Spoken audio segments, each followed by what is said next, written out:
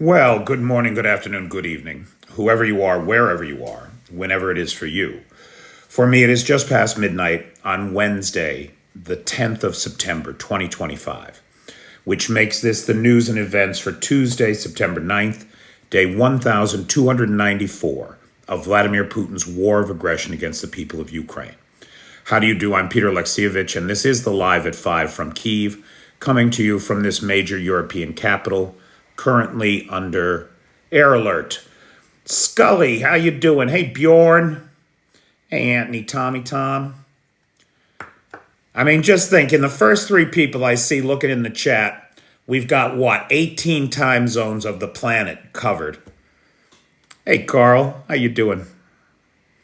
I do love that technology, boy. It's great stuff. Hey, Rob Walker, long time no see. How you doing, buddy? Hey, Mike Kelly. Hey, Raven.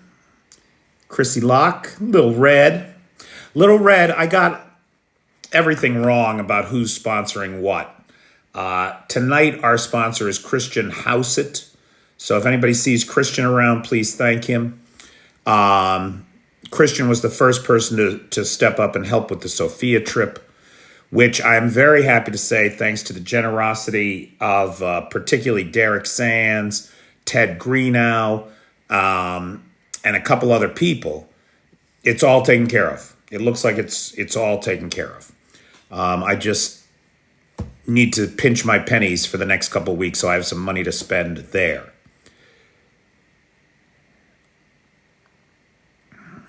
No, I haven't met any Special Operations Forces people here. Thanks, Kennedy. Greetings from the largest country in England. Oh, no, the largest county. Sorry, Raven. It's the largest county. Hey, Gary. Hey, super user. How's everybody doing tonight? Jerry O, my buddy in Ireland. Hey, Bernard. There's Ted Greenow. How you doing, Ted? North Yorkshire. That was bad. I'm so sorry I did that. Hey, Crimson. Hey, Seawolf. How you doing, pal? I have not met any international legionnaires from Finland, no. However, hey, Richard Prexis. Van, how you living?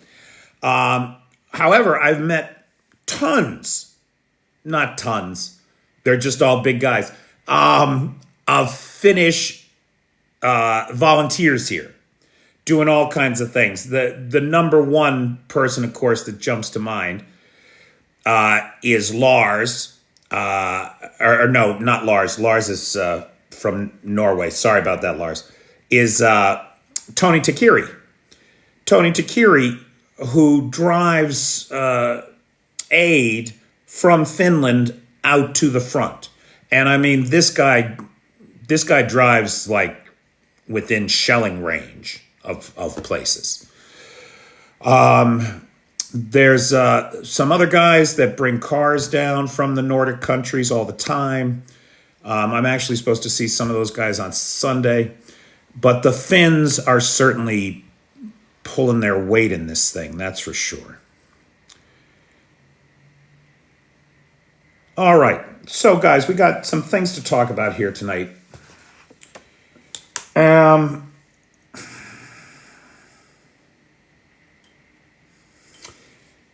Just to start, as we usually do with last night's missile and drone attacks. Hey, June. Hey, Moses.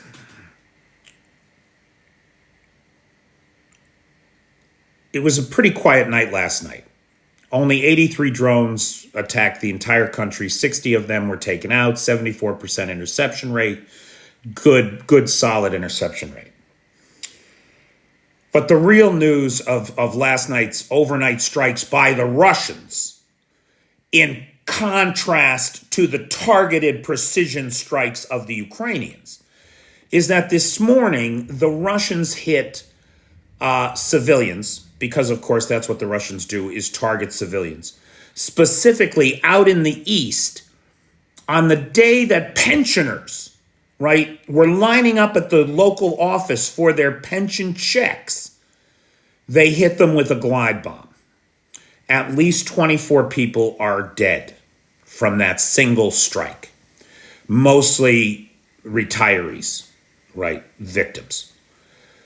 And this is, and even now, right, as we sit here, as I sit here in my little kitchen, in my little apartment in Kyiv, I can hear the sounds of anti-aircraft fire in the distance, right? We're under air alert. We expect some drones to be coming in. So you might hear some pops and bangs.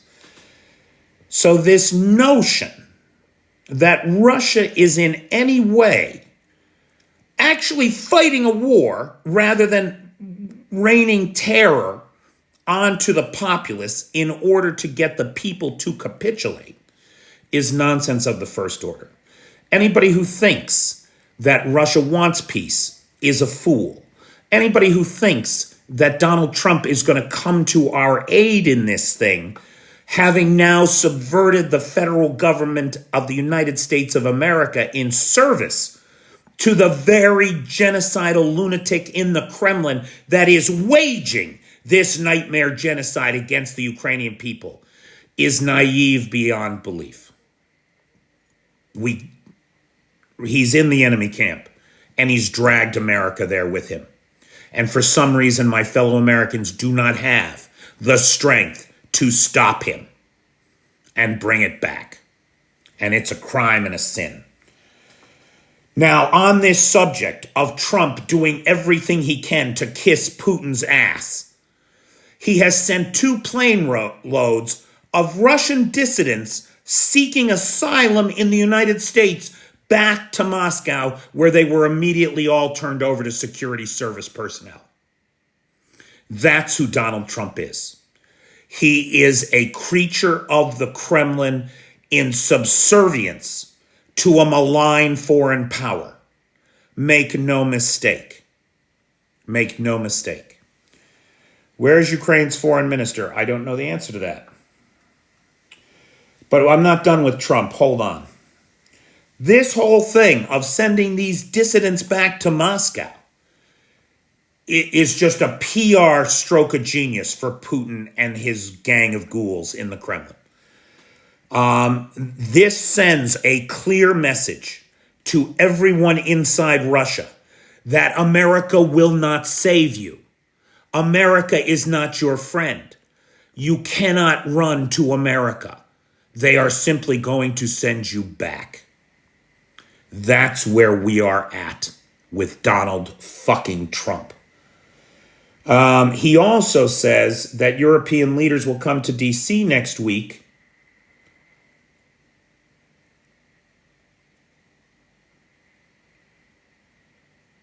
No, the USA cannot be.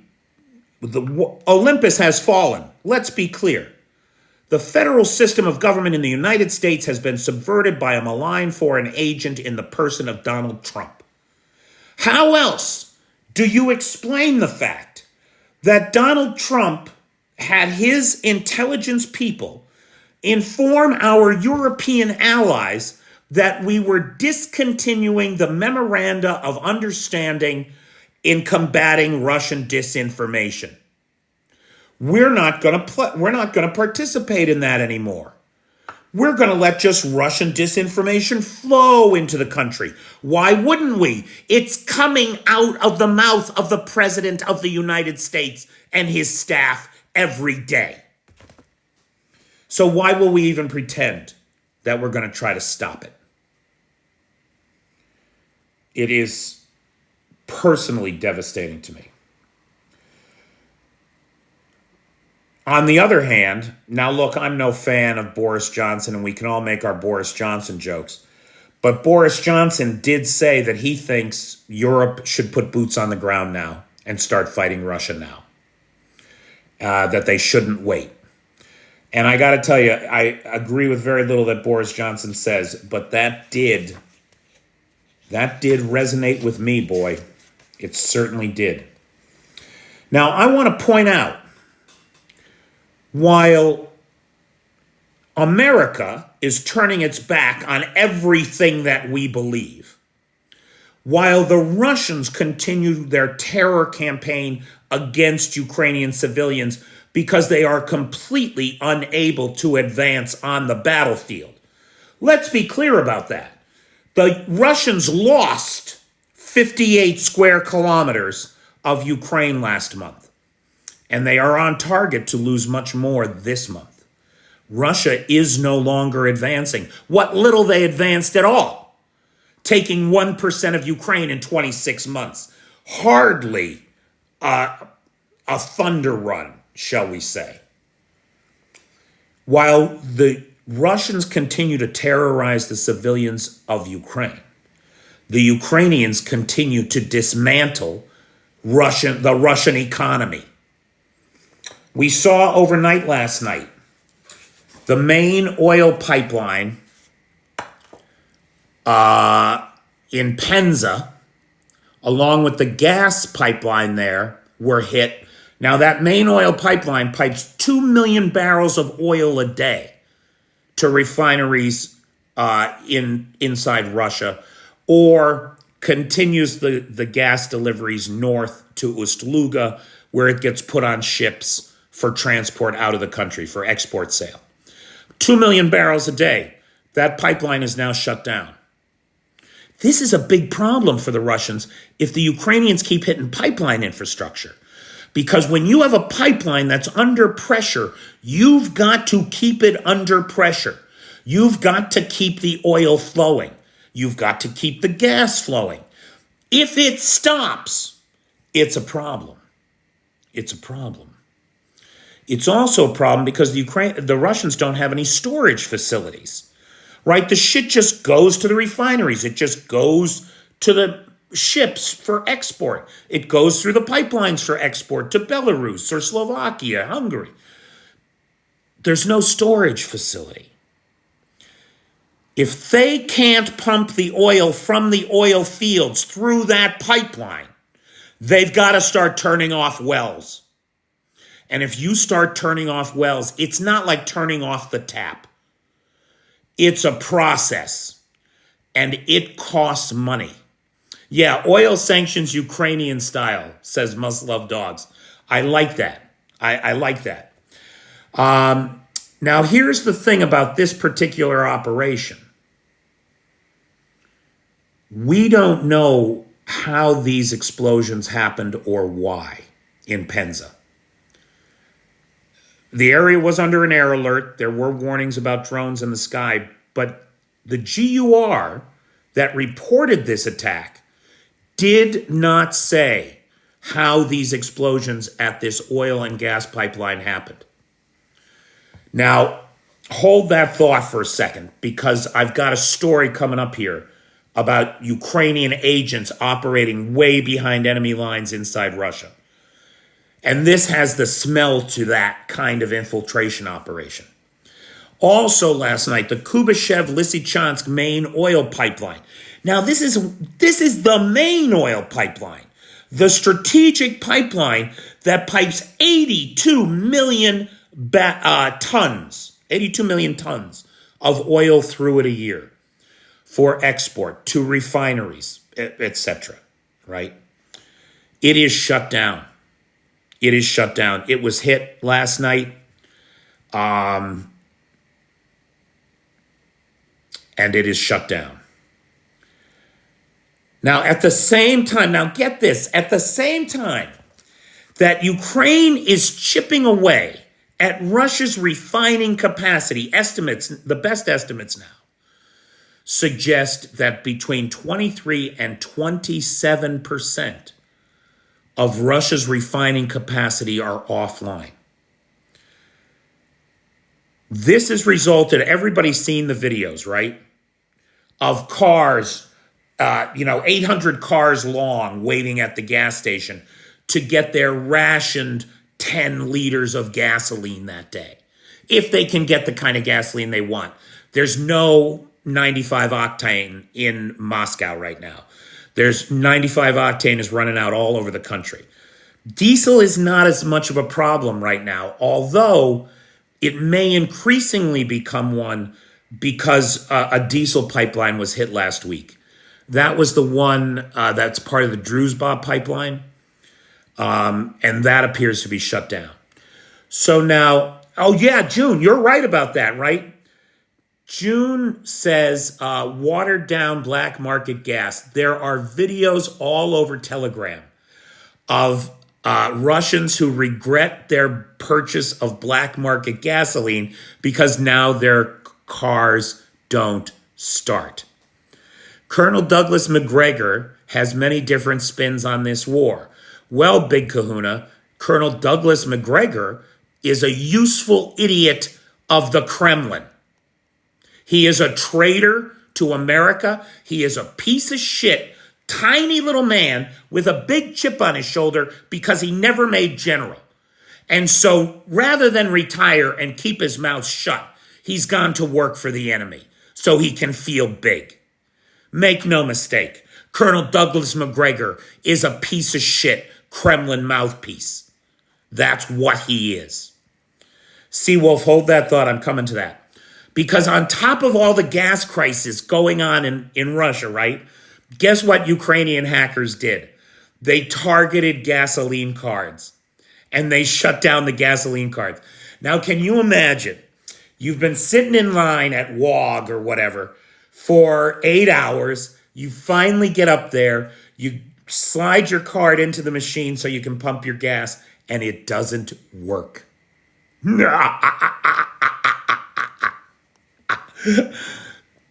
Right? Unbelievable. Unbelievable. It's incredible. Okay, so these are some of the hits. Now, Seawolf asked the question about the butchers of Bucha.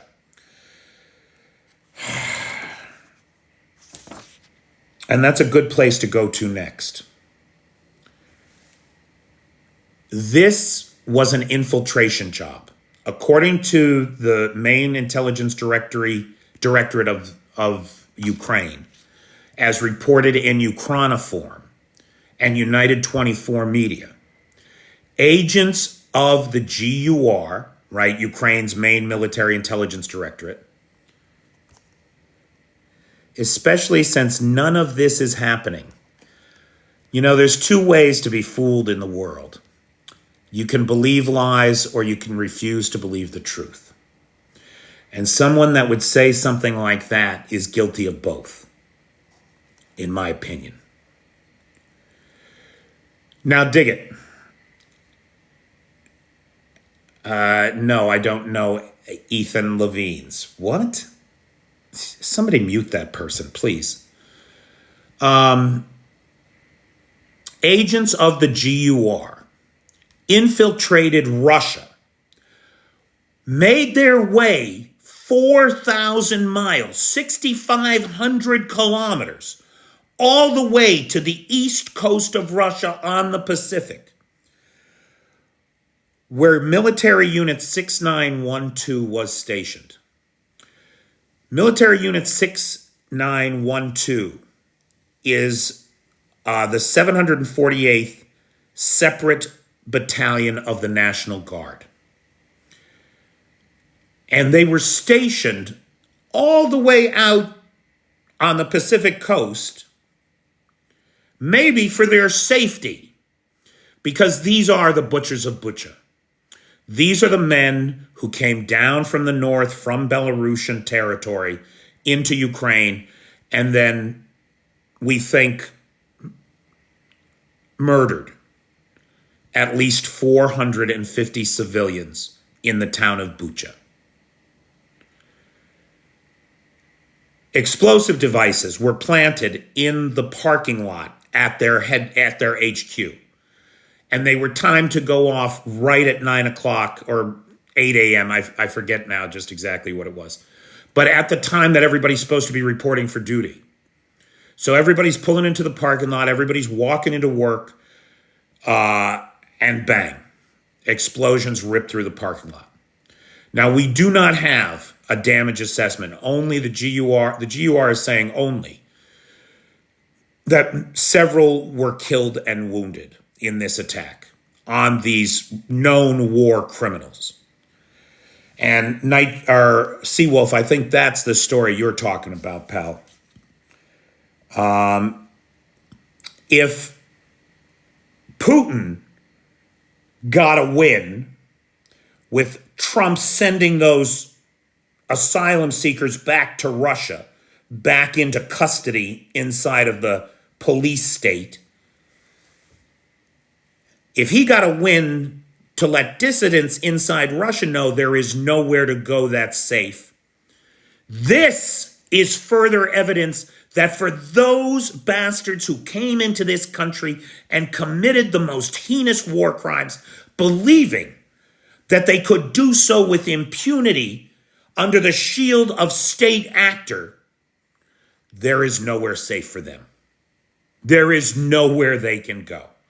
The righteous wrath of the Ukrainian people will hunt them down wherever they try to hide.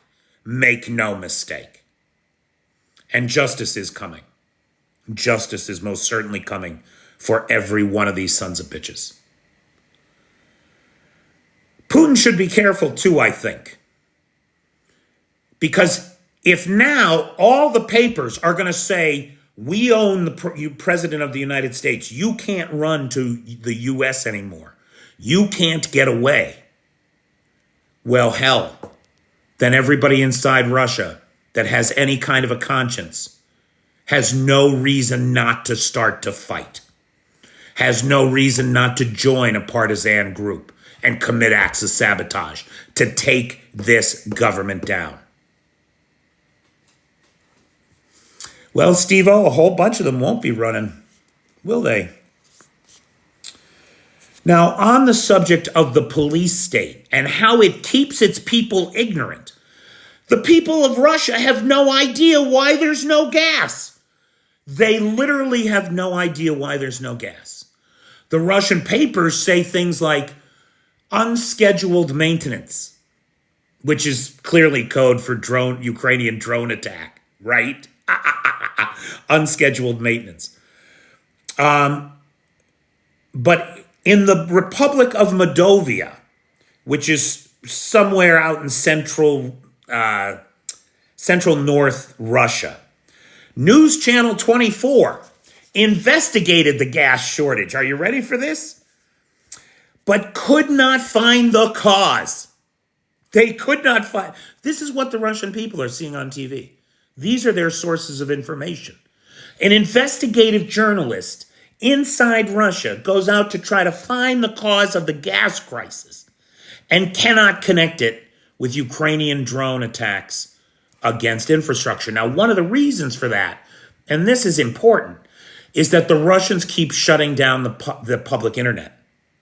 Every time that there's an attack, they shut down the internet in that area so that nobody can communicate it to anybody else. They keep the lid on the information.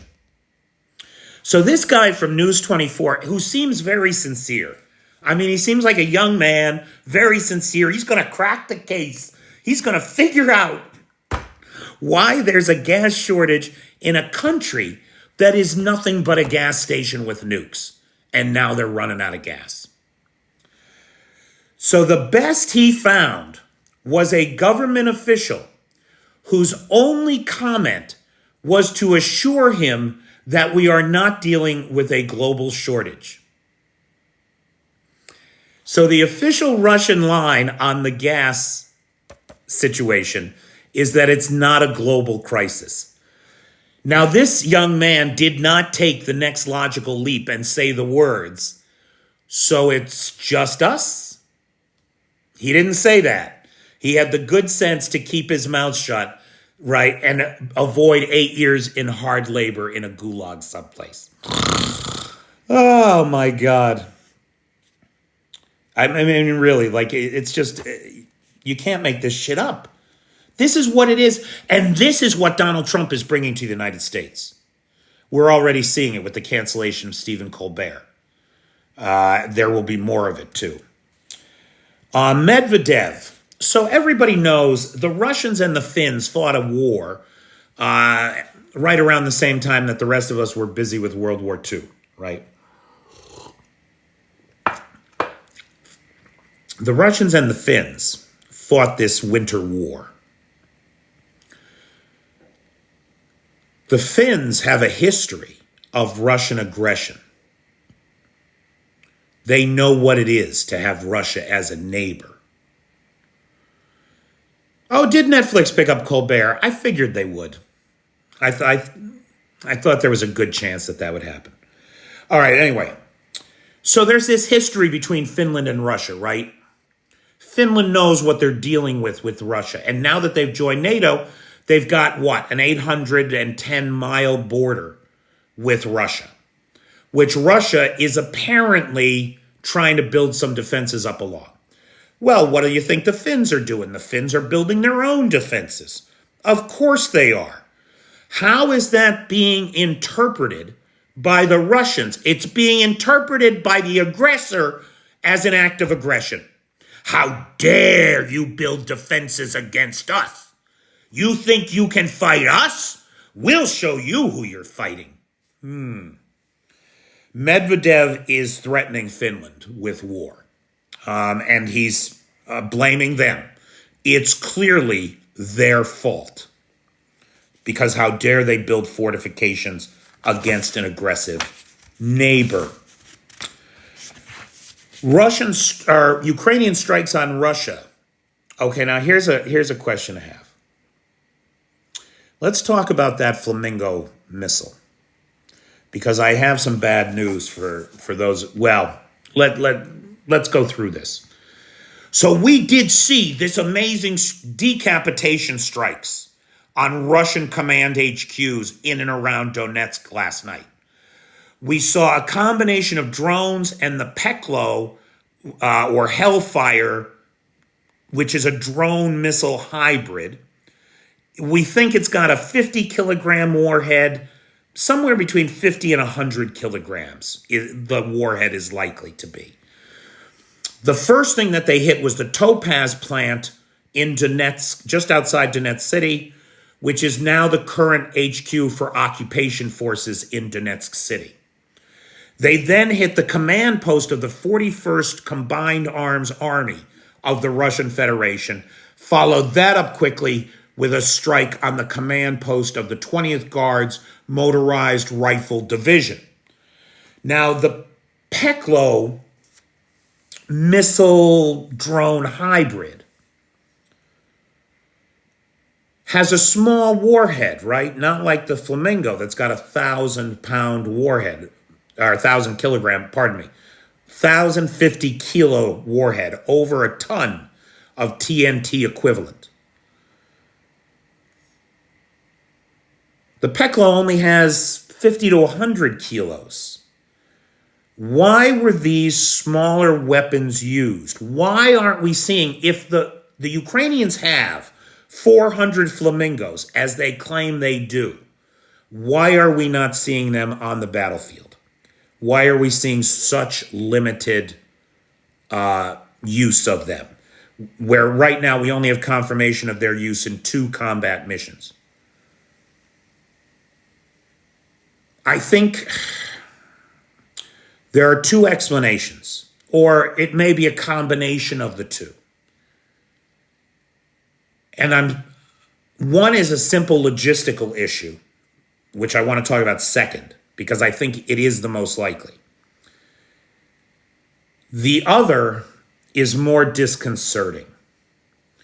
We have all bought into the hype around the Flamingo missile, right? That it is this great thing with this big warhead that can go very far, very fast, and cause a lot of damage. And a cynic would say that the reason there's been all this good press about the Flamingo is because Firepoint, the Ukrainian company that makes it, is currently under investigation for war profiteering on drones and drone parts to the Army. Now, hey, Jasmine Star. Now, look, I want to highlight to everybody, it's under investigation. And so they needed a big PR win to draw attention away from that investigation. That's what critics inside Ukraine are saying today. We don't have the results of the investigation. We don't know what's going to come out of it. So we have to wait and see. I want to reserve judgment on all of that. But As everybody here knows, we don't close our eyes to hard truths. And the very fact that there is an investigation underway and it is public knowledge is a good sign that the oligarchs are not in control here, right? If we were living in that world, the oligarchs would crush that investigation. So to me, it's a good sign that we're able to have this conversation. Now, a less cynical person might suggest that the Ukrainians are having trouble with the solid rocket fuel boosters required to get the flamingos up in the air. And that's not a technical issue, but rather a production issue. Those are being produced in Denmark. This is the first time that we've seen a Ukrainian manufacturing interest subcontract to a European ally a critical component of the engine design. And in this case, it's the solid rocket fuel boosters. So I think that maybe the reason we're not seeing, right, like maybe the Ukrainians do have 200 or 300, or even as some are claiming 400 of these missiles. But if the booster rockets aren't here yet, they can't go anywhere. And so I think that that's the more likely explanation for why we're not seeing them, why we saw the Peklos used last night.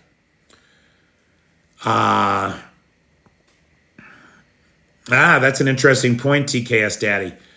I don't know the answer to that.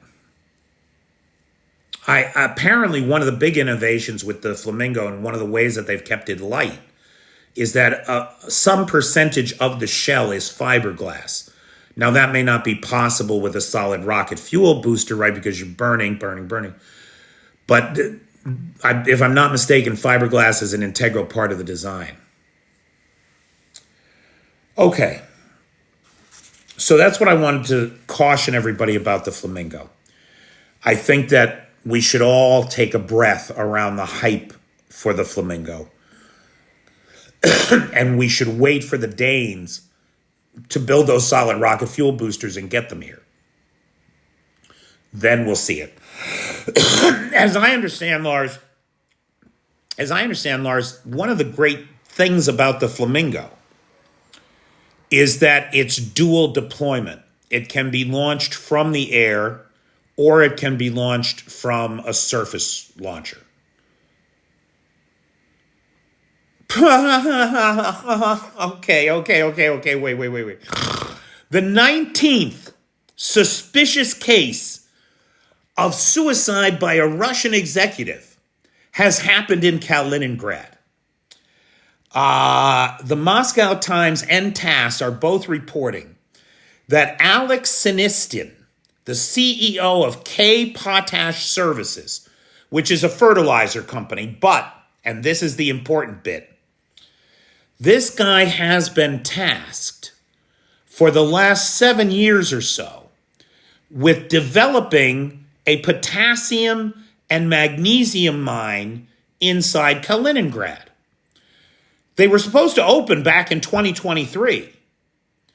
The date for the opening has now been pushed to 2032. So it seems like this guy was stealing everything, right? And the project was never going to get done. And it's important, right? Potassium, magnesium, these are vital nutrients that human beings need.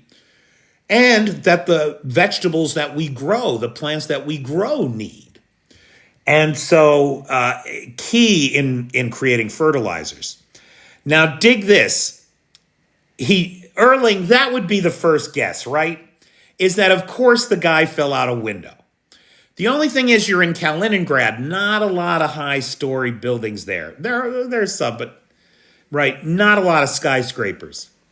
Bamba Squeezer knows the answer.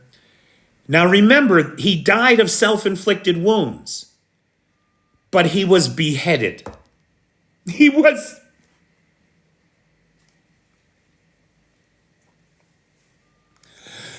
beheaded. The official line from the authorities, they have ruled it a suicide, despite the fact that the corpse was missing its head. Yeah. Welcome to Russia. That's our Russia. That's our Russia, baby. The U.S. is missing everything Canadian. It's insane. The way that these animals in the White House spit in the faces of our best allies, of our closest friends. It's insane. So, Michael, don't get paranoid on me. Why would you suspect foul play in such a... I mean, that's a normal way to off yourself, isn't it? I don't know if he was related to Houdini. That's an interesting question. Now, the Bucha butchers were not the only troop concentrations to be hit by the Ukrainians this weekend. We also saw a barracks in Kyiv hit and a large fire break out there. Now, we don't have casualty figures, but it appears that the barracks was destroyed, and it would have been full of troops at 3 o'clock in the morning when it got hit. It is important to remember, as we see Ukrainian armed forces liberating Zarichny in Luhansk, that in August, the Russians lost 58 square kilometers of Ukraine and are on track to lose more this month. The news from Pokrovsk, I am cautiously optimistic. It could be very good. Now, look, we saw, right? We saw the Russians make a breakthrough, a very thin, narrow salient about 16 kilometers deep behind enemy lines. And then out of nowhere, Ukrainian reserves show up, cut the salient in half, isolate 2 pockets of several hundred Russian troops, completely surrounded. And then we saw Russian command pour thousands of men and machines into frontal assaults to try to rescue those groups. I mean, I'm not saying that the Ukrainians left them there on purpose as bait, but everything that has transpired since would seem to indicate that that was the case. Because as one large assault group after another assembled to go to try to rescue their fellows, they were destroyed by combinations of HIMARS strikes and drone warfare before they could get anywhere near the contact line. Now, the Ukrainians, right, remember that salient was 16 kilometers. They cut it off about half and isolated some groups of troops up top there. Now they've cut it off at the base, and they've isolated several hundred more. So now we have 3 pockets of Russian troops who are completely surrounded, unable to go anywhere, unable to get reinforcements, unable to get ammunition, unable to get food or water or medical care. And that's not all. It looks like if the Ukrainians can consolidate their hold over that ground, they have the opportunity to cut off the entire northern Pokrovsk salient. That crescent shape of troops that are trying to surround Pokrovsk, they could literally cut it off, the northern salient. They are in the process right now of surrounding not hundreds who are already surrounded, but perhaps as many as tens of thousands of Russian troops staging in that salient right now to try to rescue their fellows in vain attempts. We saw today at least 9 prisoners of war taken in that direction. This is a serious blow to the Russian offensive in the Dobropilla direction. We are seeing the Russians lose 6 months of gains. 6 months of gains. And again, if Ukraine can consolidate those positions, it changes the very nature of what's happening there, fundamentally. Hey, Mad Mike. Okay, now. Okay, where did I leave off here? Okay, Atesh, the Atesh partisan group in Tula, burned a communication tower of the 51st Airborne Regiment. And we saw signs appear. Now, okay, so the other day it was like the National Day of the Ukrainian Military Intelligence Directorate, right? It's a day to honor the intelligence services. Well, wouldn't you know it? All over Moscow appeared these signs with the GUR logo, the owl, right? And saying responsibility is inevitable. Responsibility is inevitable. Now, you're talking about in the heart of Moscow. Ukrainian intelligence agents or somebody paid by them or somebody who works for them or somebody sympathetic to them are putting these signs all around the town. Right? You got to, the Atesh guys, man, I hate to imagine how some of them have suffered. Because, you know. Okay, real quick, from the Moscow papers, from Moskovsky Komsomolets, the Kremlin believes that Russia is slowly but surely achieving its goals in Ukraine. This is the message that is constantly delivered to the Russian people. We are slowly but surely achieving our goals in Ukraine.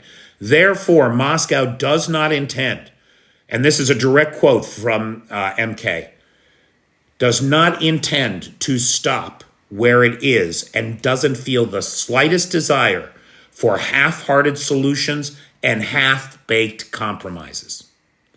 Russia thinks it's winning. It is not going to negotiate. That's just the reality. On Trump wants, Moskovsky Komsomolets again, Trump wants to find a simple solution to a very different problem. And when a very difficult problem, And when such a simple solution is still not found, he begins to fuss, get angry, dodge, threaten everyone. And then it's Groundhog Day again. 2 weeks, 2 weeks, 2 weeks. Very unflattering picture of Trump there as basically a toddler throwing his toys out of the pram. Izvestia writes, the EU wants to draw the U.S. in to impose new sanctions on Russia, said the director of the Department of European Problems of the Russian Foreign Ministry, Vladimir Maslenikov. He went on to say that Brussels' aim is to obstruct the Ukrainian peace process, putting the blame on the Europeans. Now, guys, I got to tell you, the funniest thing about this to me is the Foreign Ministry of the Russian Federation has a department called European Problems. Now, I mean, if that doesn't tell you everything you need to know about the Russians and how they see themselves in relationship to the rest of the world, I don't know what does. He's the director of the Department of European Problems of the Russian Foreign Ministry. That was the real eye-opener for me there.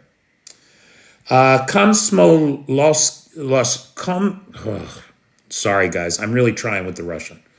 Komsomolskaya Pravda reports that internet restrictions are commonplace across Russia. Now, we know why these are being shut off. They're being shut off to keep people from talking to each other and letting them know what's really happening inside Russia. That's why they're shutting them down. They claim they're shutting them down so that the Ukrainians can't piggyback the cell towers to control drones. And there might be some truth to that, right? But you look at the attack on military unit 6912, there were no drones, but sure as fuck, the internet got shut off. So it seems pretty clear to me that the real goal here is to keep the Russian people like mushrooms, keep them in the dark and feed them shit. And most Russians seem very happy to stay in the dark and eat the shit. Let's be honest. Now, there have been complaints about these internet outages. And so the Kremlin has decided that when the internet goes out, you will still have access to Russian social networks, RuTube, not YouTube, RuTube,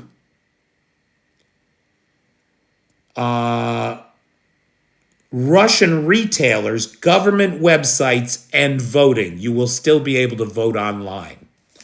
Because, nothing says free and fair elections like electronic voting online, where nobody has to show up for anything. Also, Max Messenger will work. Now, look, if you haven't heard about Max Messenger, I have not talked about it. And I should have, because it really highlights the kind of situation that the Russian people are in. Max Messenger is now, it's a text messaging app, and it is being force installed on every Russian phone.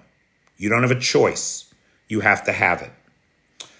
Komsomolskaya Pravda wrote an article today called 9 Myths About Max Messenger. And some of the myths that they tried to dispel, are you ready for this? Is that the application will not denounce you to authorities if you're using a VPN or visiting banned or extremist websites. Now, I want to highlight to everybody here that in Russia, LGBTQ are considered extremist websites. So very hard to not hit a banned website or a website that is extremist under definitions of Russian law. Pravda goes on to say, it's not a spy program. It will not compromise your data to the state. Now, look, I don't know, but it seems to me that if the Russian papers are saying these are all the things it's not, then you can be pretty sure that these are all the things it are. I don't know. Okay, last two items here. Czech and Romanian officials believe they have broken a Belarusian spy network working in Europe. The Czechs have expelled a Russian diplomat or a Belarusian diplomat who they say were working for the Russians through the Belarusian KGB. The Romanians have detained a former Moldovan security officer who they say was in the employ of the Belarusian KGB. Expect more details on this tomorrow. Right now, details are pretty sketchy. But the Czechs and the Romanians are claiming to have broken a major Belarusian spy network functioning inside of the EU.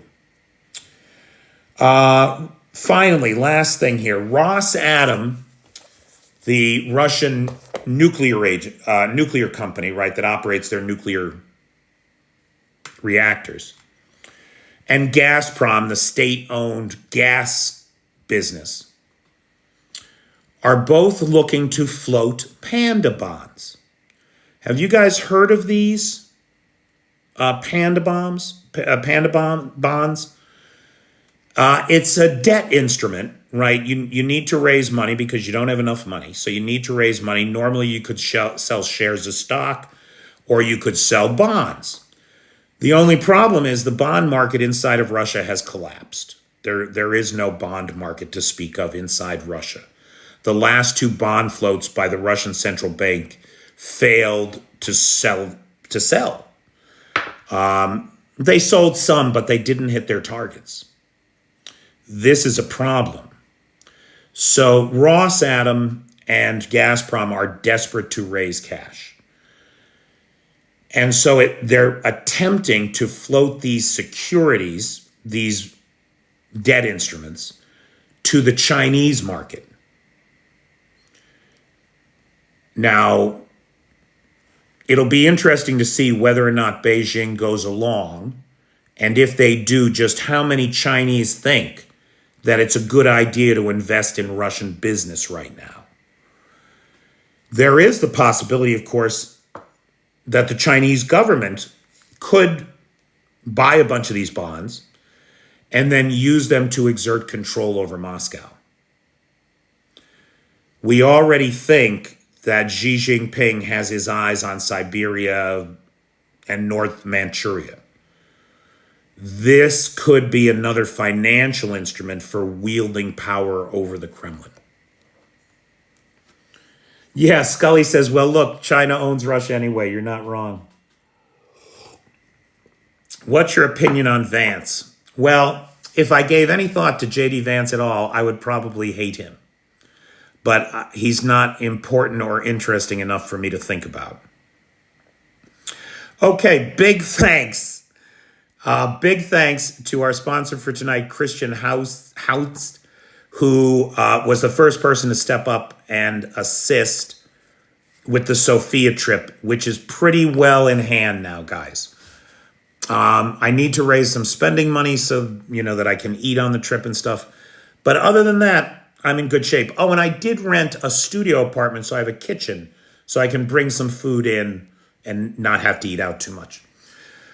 So everybody wish me luck. That trip is coming up in just 2 weeks. So the live will probably be interfered with I'll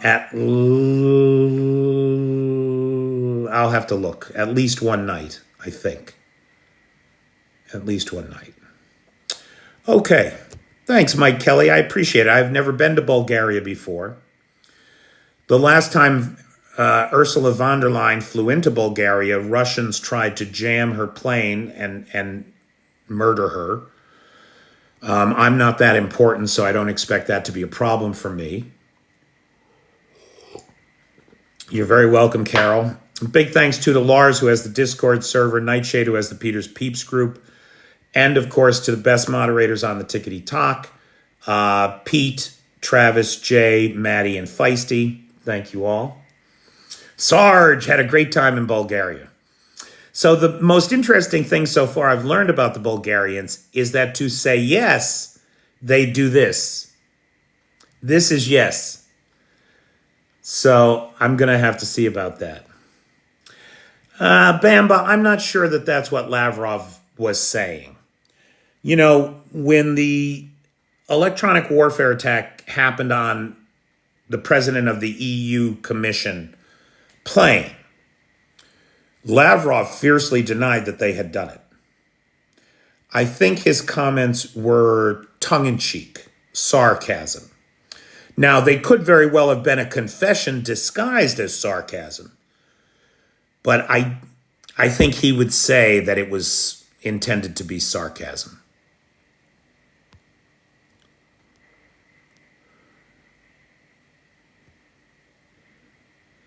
Well, I will not be on a beach. We are going to be downtown at a conference all week in the center of Sofia.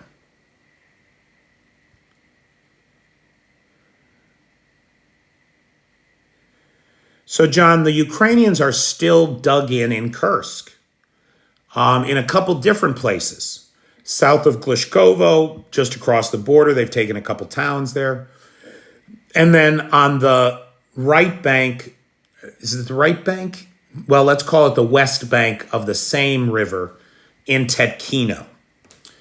And so they've been dug in Tetkino there since August 6, 2024. For 13 months, Ukrainians have been going to bed, getting up in control of Russian territory. Despite the fact that both Putin and Kim Jong-un claimed to have fully liberated Kursk. That's another propagandist lie. The Ukrainians are still dug in there. And it looks like, it does look a lot like the Ukrainians are using Kursk and Tetkino to gain practice at establishing air superiority. Air superiority over the northern skies is quickly becoming a reality.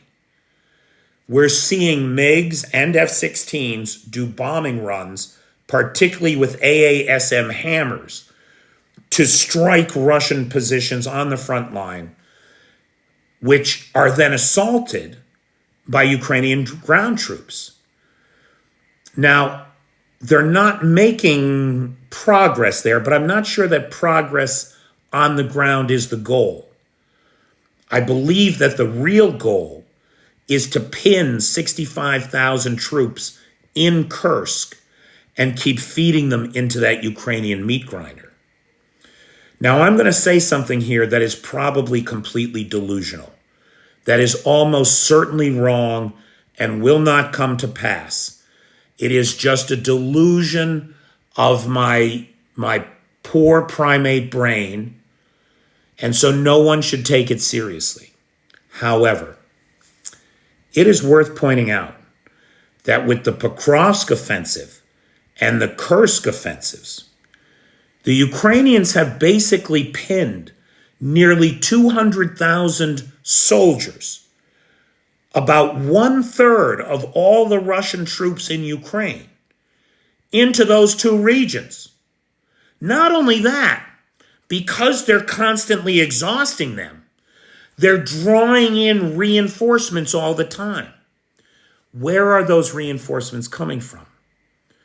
The chief places are Kherson and Crimea.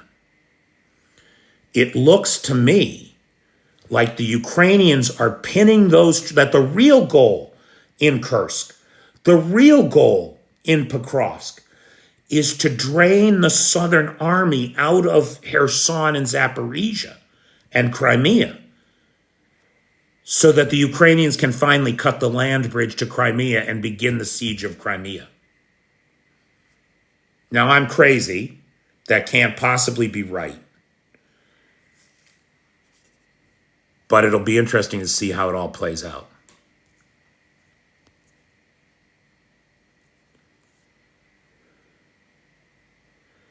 If the enemy volunteers failure, don't get in their way. Laddie likes that conspiracy theory nonsense.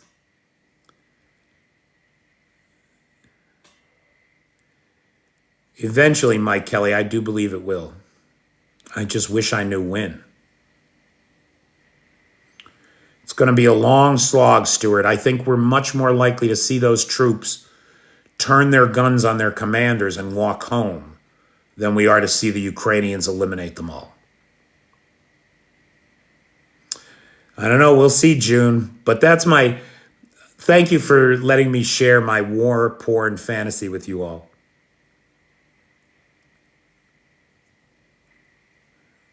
I hope so too, Alice. We'll see.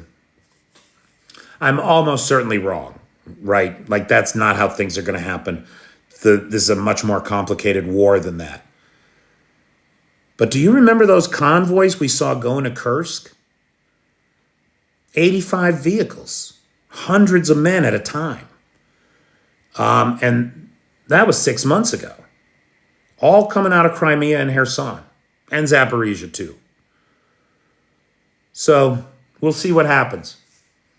Now, to feed Pokrovsk, they're not only pulling from Kherson, they're pulling, as I understand it, from Vovchansk and Kharkiv, those offensives. Sumy, too.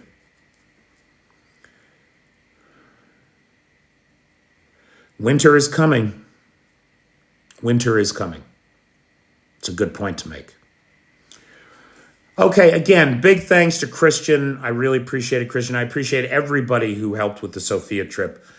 I was so happy to book the last of the travel today and know that that's all signed, sealed, and delivered. Now I just need to find a little money so, for the travel expenses.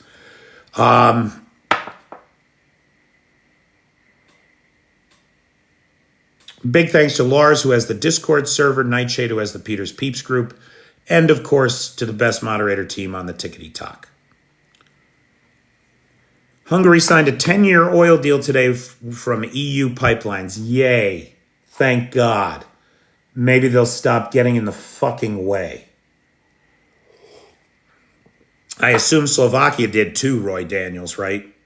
You don't get one without the other. And they're both dependent on the Druzhba right now. I'll have to take a look. All right, thanks, everybody. I'll see you all tomorrow. Take care.